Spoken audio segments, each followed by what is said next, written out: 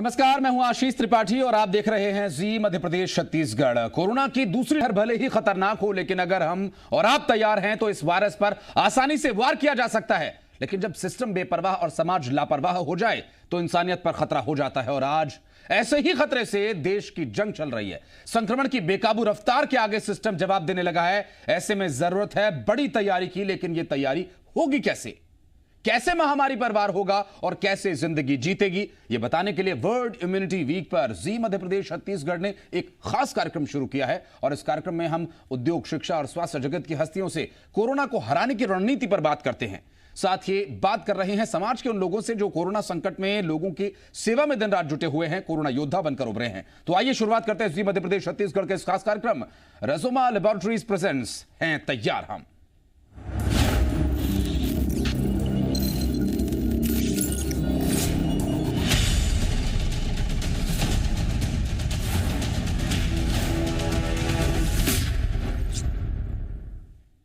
और आज इस चर्चा में जुड़ने के लिए हमारे साथ जुड़ रहे हैं राहुल रंगारे जी। ये डायरेक्टर हैं कौटिल्य एकेडमी भोपाल छिंदवाड़ा और बालाघाट ब्रांच से। साथ ही हमारे साथ जुड़ेंगे माधवराव रंगारे वेलफेयर सोसाइटी के अध्यक्ष हैं और इनकी पहचान एक वरिष्ठ समाज सेवी के तौर पर भी है। इसके अलावा हमारे साथ एक और खास मेहमान हैं, डॉक्टर बीपी पटेल। ये हमारे साथ जुड़ रहे हैं और ये डायरेक्टर हैं गंगा हॉस्पिटल के रायगढ़ से। सर, आप दोनों का स्वागत है। और चूंकि एक खास मुहिम हम चला रहे हैं, डॉक्टर रंगारे साहब, मैं आपसे शुरुआत करूंगा। चूंकि कोरोना की इस वक्त जो स्थिति है, मध्य प्रदेश छत्तीसगढ़ ही नहीं बल्कि पूरे भारत बल्कि पूरी दुनिया में इस वक्त बहुत हाहाकार है। खासकर हमारे हिंदुस्तान में इस वक्त हालात बहुत ज़्यादा विपरीत हो चले हैं। चूंकि रंगारे जी, लगातार आप सामाजिक काम भी कर रहे हैं, लोगों के लिए सेवा भी आप कर रहे हैं, और इस वक्त चूंकि एक स्थिति ऐसी बनी हुई है कि कोरोना से जीत पाना थोड़ा सा मुश्किल नजर आ रहा है। लोग अपना हौसला भी यहाँ पर छोड़ रहे हैं और कोचिंग के माध्यम से आप लोगों की सेवा भी करते हैं और समाज की सेवा भी कर रहे हैं। बच्चों को तो तैयार करते ही हैं, साथ ही साथ इस वक्त की परिस्थितियों को देखते हुए क्या टिप्स देना चाहेंगे लोगों को, कैसे आखिर बचाव किया जाए?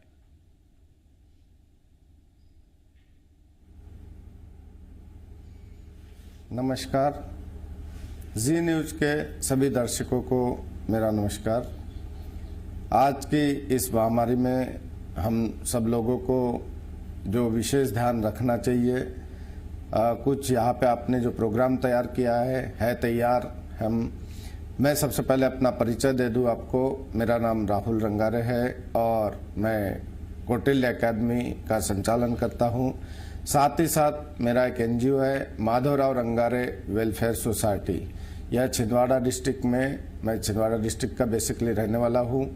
यहाँ पे इस एनजीओ के माध्यम से मैं कई गरीब बच्चों को निःशुल्क पढ़ाता हूँ। सैकड़ों बच्चे मेरे पास पढ़ते हैं, 400 से अधिक बच्चे। और साथ ही साथ इस एनजीओ के माध्यम से हम लोग वृक्षारोपण का कार्य, साथ ही साथ हेल्थ के शिविर लगाना, स्वास्थ्य शिविर लगाना और भी अनेक समाज में कार्य करते हैं। पिछले एक वर्ष से हम कोविड महामारी से गुजर रहे हैं।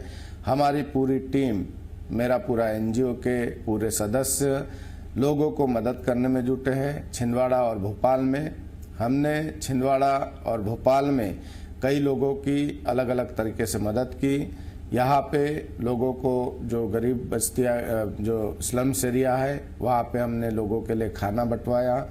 कई लोग जो किसी को जैसे शहर से बाहर जाना था, उनके बाहर जाने की व्यवस्था की। हमारे एनजीओ के माध्यम से जो लोग हैं उन लोगों को, जहां हमारे एनजीओ के जो सदस्य हैं, उनने स्लम्स एरिया में जाके लोगों को खाना बंटवाया। लोगों की लिस्ट तैयार की कि किन लोगों को बाहर जाना है। लोगों के पास साधन नहीं थे, टैक्सियाँ और सब बसें, सब ट्रेन बंद थी। ऐसे में हमने लिस्ट बनाई कि किनको कहाँ जाना है। छिंदवाड़ा, बैतूल, बालाघाट, ऐसे लोगों की लिस्ट हमने अब कम से कम बहुत सारे सैकड़ों लोगों की लिस्ट बना के कलेक्टर महोदय से निवेदन किया। इसमें छिंदवाड़ा कलेक्टर ने सहयोग किया, वहाँ से छिंदवाड़ा से बसेस भेजी। ऐसे समय में काफ़ी हमारे एनजीओ के माध्यम से लोगों को मदद की गई है। जी बिल्कुल। और हमारे साथ डॉक्टर बीपी पटेल भी मौजूद हैं। गंगा स्मार्ट हॉस्पिटल में आप सेवारत हैं और इस पूरे महत्वपूर्ण समय में आप अपनी सेवाएं दे रहे हैं। सर, स्मार्ट गंगा हॉस्पिटल की अगर हम बात करें तो इस वक्त जैसा कि नाम से विदित हो रहा है कि वहां पर स्मार्ट टेक्नोलॉजी का आप लोग यूज कर रहे हैं, लेकिन क्या ये टेक्नोलॉजीज हैं, कैसे ये काम करती हैं और इस कोरोना महामारी से लड़ने के लिए कितनी ये मजबूत हैं? नमस्कार, मैं डॉक्टर बीपी पटेल, संचालक Ganga smart hospital, Ganga nursing home, माँ गंगा हॉस्पिटल जो ग्रामीण एरिया में है, उसका संचालक हूँ। ये गवर्नमेंट की इतनी अच्छी प्रोटोकॉल है और हमारे रायगढ़ के मुख्य चिकित्सा अधिकारी कलेक्टर साहब इतना अच्छे प्रोटोकॉल को मैंने उपयोग कर रहे हैं। हम प्राइवेट निजी अस्पतालों को उनके मार्गदर्शन में चल के बहुत अच्छा इसका रिजल्ट मिल रहा है। अभी मेरे को 5 दिन या 7 दिन जो है मैंने काम करते हुआ है। इसमें मेरे पूरे 21 बेड में 21 बेड फुल है। इसमें यहाँ पर आईसीयू है, ऑक्सीजन का है ना, व्यवस्था है, सीटी स्कैन है, सारी सुविधाएं हैं, जिसको मैं बेसिक रेट में कर रहा हूँ। गवर्नमेंट का रेट है उससे 2000 कम में भी काम कर रहा हूँ, है ना। दवा कंपनी वाले भी अपने को अच्छे से इसमें मदद कर रहे हैं। और जो प्रथम 5 दिन में रेमडेसिविर की इंजेक्शन लगना है, उसके बाद जो है ना जनरली जो सेफ्सीवेक करके नाम की दवा आई है केटला की, उसका बहुत अच्छा रिजल्ट है। जो वेंटिलेटर SpO2 लेवल को जो है मतलब कंट्रोल कर रहा है। अगर 2 दिन 3 दिन उसको लगवा ले रहे हैं इंजेक्शन, तो SpO2 जो है जो 40-60 से जो है ना 98 आ जा रही है, जो अपने को वेंटिलेटर जाने से न बचा रही है। लोग बागों का जो अभी जो है रेमडेसिविर इंजेक्शन का जो है ऑनलाइन CG पोर्टल में डालने पर तुरंत अपने को मिल जा रही है। उसकी कालाबाजारी चल रही है, उसके लिए गवर्नमेंट हमारे यहाँ बहुत अच्छी व्यवस्था की है। उसके बाद भी ये अपना प्राचीन पद्धति जो आयुर्वेदिक है, जो अपने जो उसको अपन उसके प्रोटोकॉल जो है रामबाण है और हमारी पुरानी पद्धति है ना, उसको भी काढ़ा है। जो दवाइयां उपलब्ध हैं आयुर्वेदिक वो बहुत अच्छी है। और अपने को अभी जो है ना अपना कम से कम 10 जो वेंटिलेटर में जाने वाली मरीजों को हमने अपना बचाया है और स्वस्थ हैं। उनका जो है वो बेड में जाके माने घूम फिर रहे हैं, सारा दवा खा रहे हैं, अच्छे हैं। और गवर्नमेंट की बहुत अच्छी व्यवस्था है यहाँ रायगढ़ जिला में इस के लिए, और सभी हॉस्पिटल साथ दे रहे हैं और हमारे सभी मित्र लोग भी साथ दे रहे हैं, उत्साह के साथ दे रहे हैं। ठीक है सर, ये तो अच्छी बात है कि सहयोग सभी का मिल रहा है। और चूंकि ये महामारी इस वक्त इतना बड़ा रूप ले चुकी है कि इससे मिलकर ही लड़ा जाए तभी जीत संभव हो पाएगी। रंगारे साहब, मैं आपके पास आऊँगा। ये जो स्थिति इस वक्त बनी हुई है, ऐसे समय में जब लॉकडाउन हो जा रहा है, लोगों के पास रोजगार नहीं है, आप किसी से मिल नहीं सकते, किसी की हेल्प नहीं कर सकते, ऐसे समय में गरीब परिवारों के लिए बड़ी मुश्किल हो जाती है। आप कैसे प्रयास कर रहे हैं गरीब परिवारों के लिए, क्या कुछ काम कर रहे हैं? मैं चाहूँगा हमारे दर्शकों को आप बताएं। गरीब वालों का तो हम तो अभी कहीं मैं सर बीपी पटेल जी, ये सवाल मेरा दरअसल रंगारे जी से था। मैं आपके पास फिर आऊंगा। राहुल रंगारे जी, आप बोलिए। जी, ऐसे समय में सबसे ज्यादा जो लोग गरीब लोग परेशान हो रहे हैं, उनकी रोजी रोटी छिनी हुई है, वो काम पे नहीं जा पा रहे हैं, अपने बच्चों को पढ़ा नहीं पा रहे हैं, अपने बच्चों को खिला नहीं पा रहे हैं। ऐसे समय में सरकार को उचित कदम उठाने चाहिए। आपने देखा होगा वीडियो के माध्यम से भी कि बहुत सारी ऐसी संस्थाएं हैं जिन्होंने ऐसे समय में गरीब लोगों की हेल्प की। हमारी संस्था ने भी सड़क पे, रोड पे जो लोग यातायात पे, जो लोग सड़क पे पैदल चल रहे थे, एक शहर से दूसरे शहर जा रहे थे, ऐसे समय में या दूसरे स्लम्स एरिया में जिन लोगों के पास में राशन कार्ड नहीं थे और उनको राशन भी नहीं मिल पा रहा था और उनकी रोजी रोटी भी छीनी गई, ऐसे लोगों को हमारी संस्था ने भी कई दिन तक के खाने के पैकेट्स बांटे, राशन बांटा और किसी भी हर प्रकार की मदद की। हम लोगों से रिक्वेस्ट करते हैं कि कई ऐसी संस्थाएं, बहुत सारी संस्थाओं ने मदद की, लेकिन शासन ने भी इस ओर ध्यान देना चाहिए कि कैसे इन गरीब लोगों को जिनकी रोजी रोटी छीनी हुई है उनको कैसी मदद मिले। शासन ने आदेश देना चाहिए कि जो कंट्रोल की दुकानें हैं, जो जिसमें राशन मिलता है, राशन की दुकानें, उन दुकानों पे कम से कम गरीब लोगों के लिए निःशुल्क राशन उपलब्ध कराएं। बेचारे बहुत भटकते रहते हैं, परेशान होते हैं, वो वार्ड मेंबर के पास जाते हैं, कई समाज सेवी के पास जाते हैं और अपना दुख बताते हैं कि उनके यहाँ खाने के लिए तैयार वो नहीं है, राशन नहीं है।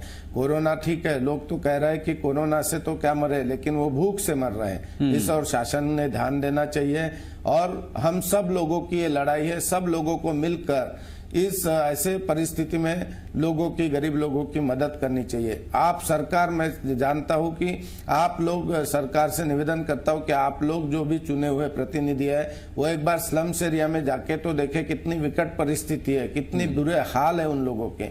तो इनके बारे में सोचना चाहिए सरकार को कि उनको कैसे हम कम से कम जीवित रखने के लिए कम से कम उनको राशन की व्यवस्था करें। वो चूंकि मूलभूत सुविधाएं बहुत ज़रूरी हैं। रंगारे जी, डॉक्टर बीपी पटेल भी लगातार हमारे साथ मौजूद हैं। सर, इन्फेक्शन ये ऐसा बढ़ रहा है कोरोना का कि बहुत तेज़ी के साथ अब ये कम्युनिटी स्प्रेड के बाद अब ये दूसरी तीसरी जाने कौन सी लहर इसकी चल पड़ी और ये लहर का कहर बहुत तेज़ी से बढ़ रहा है।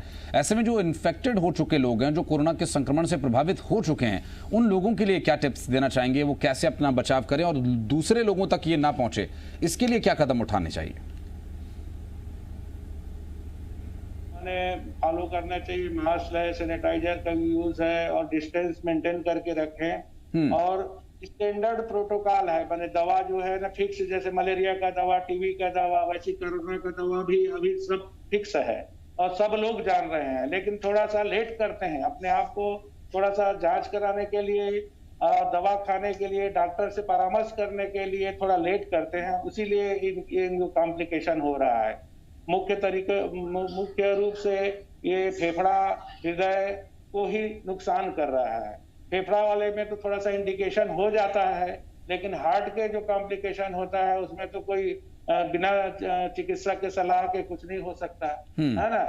तो इसलिए टाइम से अपना प्रथम 5 दिन में कुछ इस टाइप का लक्षण आ रहा है तो वो 7वें दिन 6वें दिन में जांच करा रहे हैं। 1-2 दिन में जांच करा लेंगे। गवर्नमेंट इतनी अच्छी व्यवस्था फ्री में की है, जाने में क्या दिक्कत है 2 मिनट के लिए, है ना। तो अपना घर में ही करते रहते हैं, जिसके कारण से उनको इनहेरिटेंट कॉम्प्लिकेशन हो रहा है और डेथ भी हो रही है। लेकिन अभी फिलहाल डेथ कम है औसतन। जिस तरीके से महामारी बढ़ रही है उस हिसाब से लोग जागरूक हैं, है ना। उसमें अपने शासन का, मध्य प्रदेश शासन का, माने अपना सेंट्रल का बहुत अच्छा योगदान है। जी बिल्कुल, हमारे साथ डॉक्टर राहुल रंगाले भी मौजूद हैं। सर, चूँकि इस वक्त की जो परिस्थितियां हैं उन्हें देखते हुए लोगों को इस महामारी से बचने के लिए तो उपाय करने ही चाहिए और ये बीमारी ना हो इसके लिए इम्यूनिटी को बढ़ाने के लिए बहुत प्रयास करने होते हैं। और इम्यूनिटी बूस्ट करने के लिए क्या कहना चाहेंगे लोगों से आप? आखिर क्या वो कदम उठाएं जिससे कि ये इम्यूनिटी बूस्ट कर सकें? रंगारे जी। देखिए, हम लोग ये जो मास्क का उपयोग कर रहे हैं, हाँ, तो आप भी जानते हैं, दुनिया जानती है, कई लोग तो घर में सिंगल है तब भी मास्क लगा रहे हैं। हाँ। मेरा ऐसा विचार है, मैंने भी कुछ स्टडी की है और कई वीडियोस भी वायरल हुए हैं कि एक स्वस्थ व्यक्ति को मास्क लगाने की जरूरत नहीं है मेरे हिसाब से। क्योंकि जो है आप ऑक्सीजन, स्वस्थ व्यक्ति जो है ऑक्सीजन लेगा कैसे? नेचुरल ऑक्सीजन आपको लेनी चाहिए। अगर आप मास्क लगाते, कई लोग तो double layer, triple layer mask लगाते हैं, तो आप अपनी ऑक्सीजन को रोक रहे हैं। दूसरा, आपको कार्बन डाइऑक्साइड छोड़ना है। जो आपको कार्बन डाइऑक्साइड बाहर नहीं निकल पा रही मास्क के कारण, तो वो कार्बन डाइऑक्साइड धीरे धीरे करके आपके फेफड़ों में, आपके पूरे अंग में फैल रही है, जिसके कारण ये अभी जो समस्या आ रही है, मैं ऐसा समझता हूँ, कई लोगों के, एक्सपर्ट के व्यूज भी है कि हमारे बॉडी में कार्बन डाइऑक्साइड का प्रतिशत बढ़ गया, क्योंकि पिछले 1 वर्ष से अधिकतर हम लोग मास्क लगा रहे हैं। 4-4 घंटे, 8-8 घंटे। मैंने अभी 3 दिन पहले बैंक कर्मियों की न्यूज देखी कि 30 बैंक कर्मी भोपाल में डेथ हो गई और कई लोग संक्रमित है। तो वो जो फ्रंट डेस्क वाले लोग हैं वो बेचारे 8-8, 10-10 घंटे मास्क लगा के हैं। आप ऑक्सीजन, नेचुरल ऑक्सीजन ले नहीं पा रहे। हमने, नेचर ने इतनी बढ़िया हमको ऑक्सीजन दी है, हम वो ऑक्सीजन ले नहीं पा रहे हैं। अपनी ह्यूमिडिटी को कैसे स्ट्रांग करेंगे?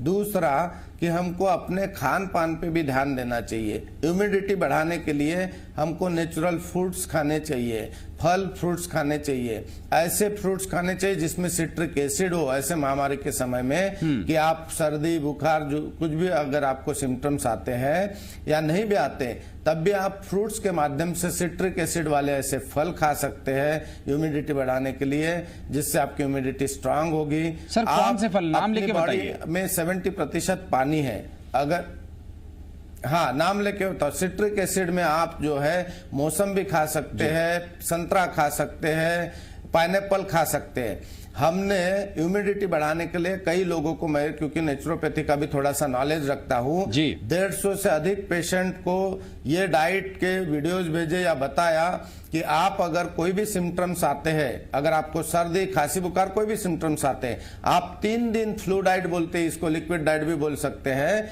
आप अपने बॉडी वेट के हिसाब से, अगर आपका बॉडी वेट 60 kg है तो 6 नारियल पानी दिन भर में, आपको दूसरा कुछ खाना नहीं है भोजन, और 6 नारियल पानी और 6 मौसम्बी या संतरे का जूस अगर आप लेते हैं, दूसरे दिन में उसको आधा करते हैं, 3 गिलास नारियल पानी 3 गिलास मौसम्बी का जूस, तीसरे दिन 2 गिलास मौसम्बी और 2 गिलास नारियल पानी, और आप साथ में सलाद, टमाटर में टमाटर खा सकते हैं या ककड़ी खा सकते हैं। इन नेचुरल डाइट से मैं 150 लोगों को बता चुका हूं, जिसमें से 55 लोगों के करीबन मेरे पास फोन आए कि वो हॉस्पिटल जाने से बच गए और उनको बिल्कुल वो स्वस्थ है। तो ह्यूमिडिटी बढ़ाने के लिए ऐसे बहुत सारे फ्रूट्स है, इसके साथ साथ आप जो सीजनेबल फ्रूट्स है वो भी खा सकते हैं।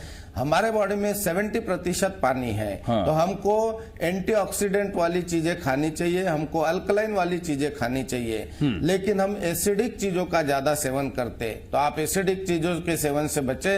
अल्कलाइन अगर आप खा नहीं सकते फ्रूट्स, अगर ऐसा कुछ है तो आजकल मार्केट में मैंने देखा है जापानी टेक्नोलॉजी का अल्कलाइन वाटर मशीन भी आई है, जिसको केंगन वाटर कहते हैं, उसका भी उपयोग कई लोग करते हैं और कर सकते हैं, जिसमें हमारे बॉडी में 70% पानी है, तो कम से कम अपना 70% पानी तो ठीक करें। अगर हमने अपने बॉडी का पानी ही ठीक कर लिया तो हम स्वस्थ रह सकते हैं। तो इम्यूनिटी बढ़ाने के लिए ये बहुत सारे साधन है आपके पास में, फल फ्रूट्स है, अल्कलाइन वाटर है, केंगन वाटर है, जो भी है, तो इसको भी आप सेवन कर सकते हैं। मेरे जो अब कई लोग परिचित है, देखा मेरे घर में भी वो मशीन लगी है जापानीज टेक्नोलॉजी की। बिल्कुल सर, क्योंकि ये हम लोग जो आपने जो बताया, जो फल आपने बताए या जो नारियल पानी आपने बताया, ये कई हजार गुणों वाला, आयुर्वेद में भी इसका जिक्र है, और नारियल जो है बहुत कई गुणों वाला ये नारियल होता है, और इसका अगर आप वाटर यूज करते हैं तो बॉडी में इम्यूनिटी बूस्ट होती है, आपके जो पाचन क्रिया वो अच्छी होती है, और पूरा बॉडी का जो स्ट्रक्चर है वो अच्छे से काम करने लगता है।